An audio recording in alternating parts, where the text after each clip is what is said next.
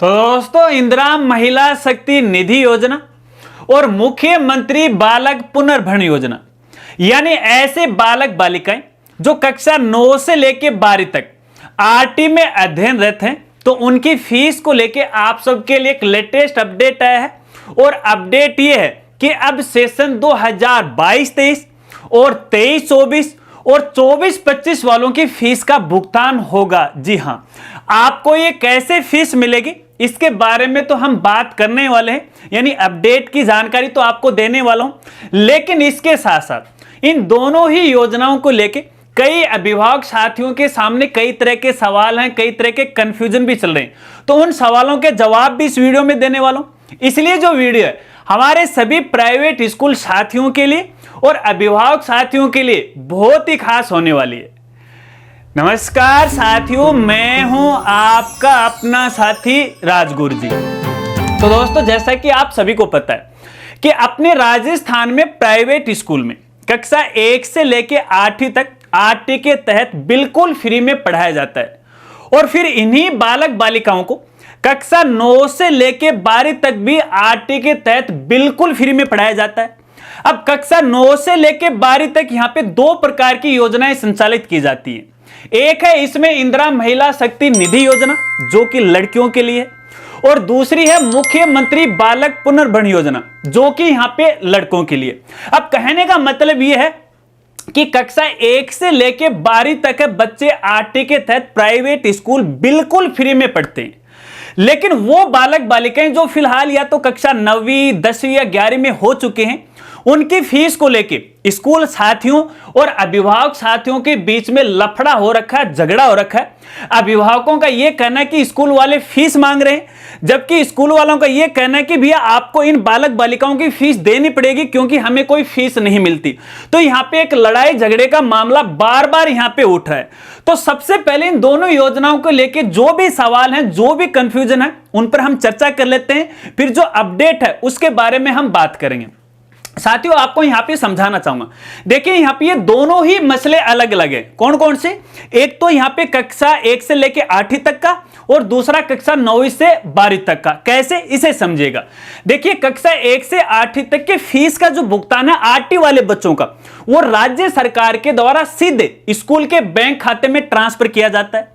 जबकि कक्षा 9 से लेकर 12 तक के बालक बालिकाओं की फीस का जो भुगतान है राज्य सरकार के द्वारा सीधे अभिभावक के खाते में ट्रांसफर किया जाता है। अब इसका मतलब यह है कि ऐसे जो बालक बालिका हैं जो कक्षा 9 से लेकर 12 तक आरटी में पढ़ रहे हैं, तो उन बालक बालिकाओं की फीस अभिभावक को संबंधित स्कूल में जमा करवानी पड़ेगी।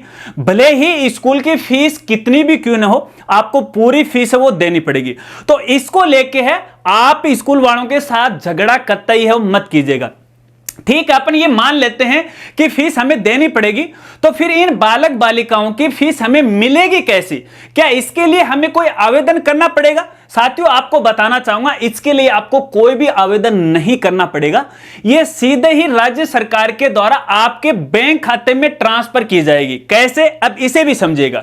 देखिएगा, अपने राजस्थान में यहां पे स्कॉलरशिप को लेके एक नई शुरुआत की गई, एक नई पहल की गई है कि अब यहां पे किसी भी बालक बालिका को कोई यदि स्कॉलरशिप के लिए वो पात्र है, तो बार बार उसे आवेदन नहीं करना पड़ेगा।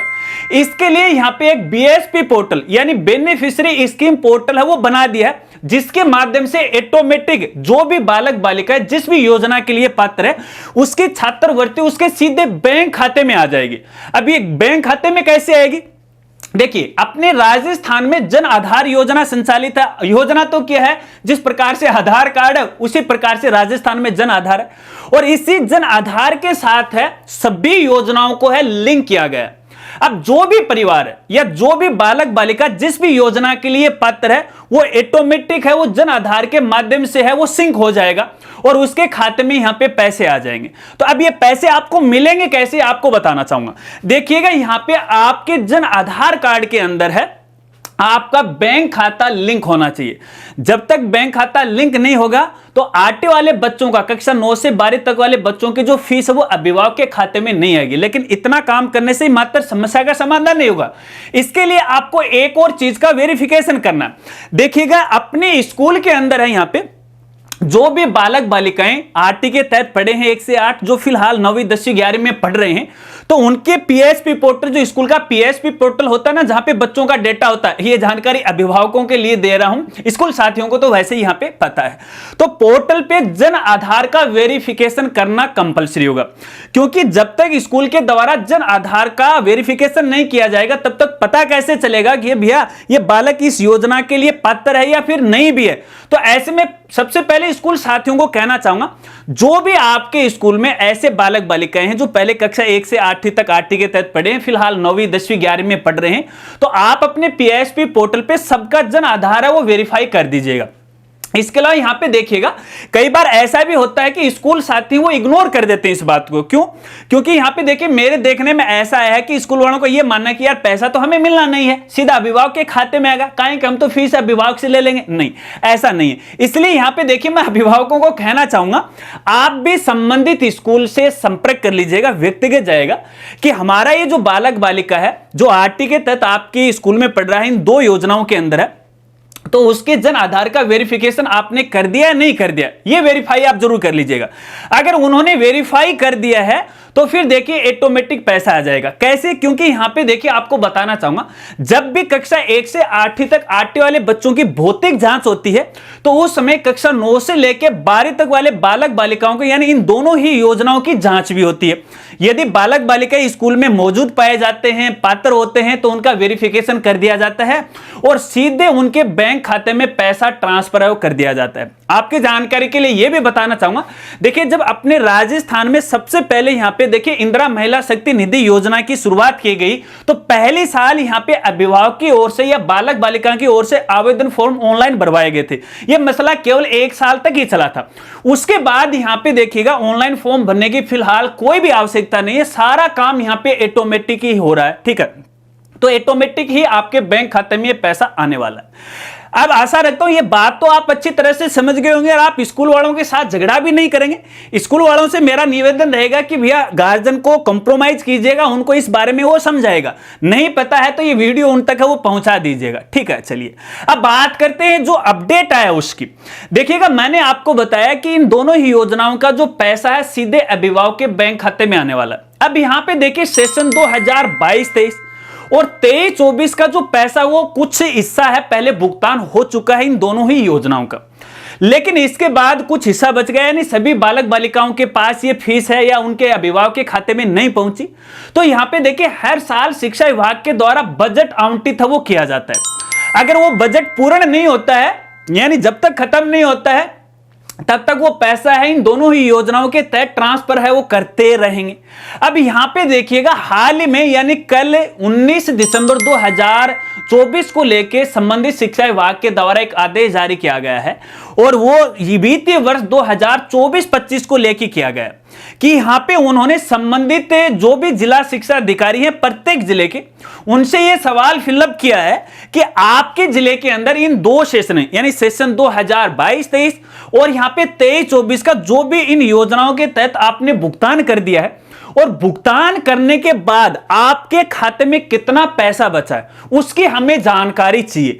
जानकारी इसलिए चाहिए उनको ताकि वो सेशन 2024-25 वाले बालक बालिकाओं का भुगतान कर दे या कर सके, क्योंकि यहां पे बजट तो होना चाहिए ना उनके पास, सरकार को पता तो होना चाहिए कि उनके बैंक खाते में कितना पैसा पड़ा हुआ है। अगर पैसा कम है तो सरकार उनके खाते में और यहां पे डाल देगी।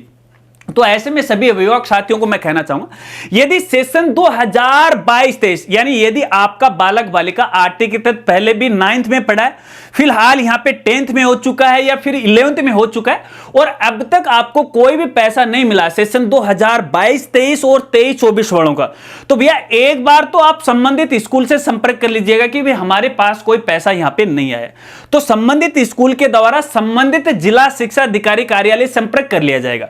अगर वो नहीं करते हैं फिर मैं आपको अभिभावकों को कहना चाहूंगा, आप व्यक्तिगत संबंधित आपके जिले के जिला शिक्षा अधिकारी कार्यालय में जाना पड़ेगा और यहां पे आपको दस्तावेज साथ में लेके जाना पड़ेगा कि ये बालक बालिका है वो आरटी के तहत था, जो कि 1 से 8 तक है, पढ़ाई कर चुका है, फिलहाल वो 9वीं 10वीं या 11वीं में पढ़ रहा है, तो उसका पैसा अब तक की हमारे बैंक खाते में क्यों नहीं आया, ये आप उनसे पूछ सकते हैं। ठीक है ना, वो आपको यहां पे बताएंगे।